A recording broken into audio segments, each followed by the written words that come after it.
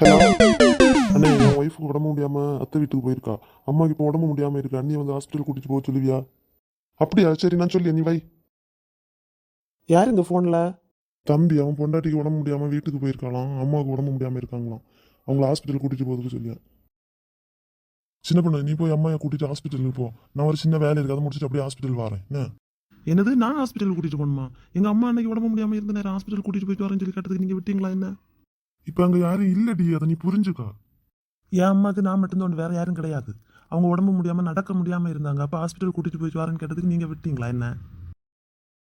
சரி, அதை வீட்டு இப்போ அங்க யாரும் கிடையாது, நீ போய் கூட்டிட்டு போ. அது எப்படி விட முடியும்? எங்க அம்மாவை பார்க்க போறேன்னு சொன்னதுக்கு நீங்க என்ன சொன்னீங்க? போனா இங்க வரவிடாதுன்னு சொன்னீங்க. என் அம்மா அந்த நேரம் எவ்வளவு கஷ்டப்பட்டிருப்பாங்க. உங்கள மாதிரி ஆம்பளை பசங்களா இருக்காங்க அங்க. மனசாட்சி இல்லாம தானே பேசுனீங்க. நீங்களும் உங்க தம்பியும் போய் கூட்டிட்டு போங்க. இல்லைன்னா உங்க தங்கச்சியை கூப்பிடுங்க.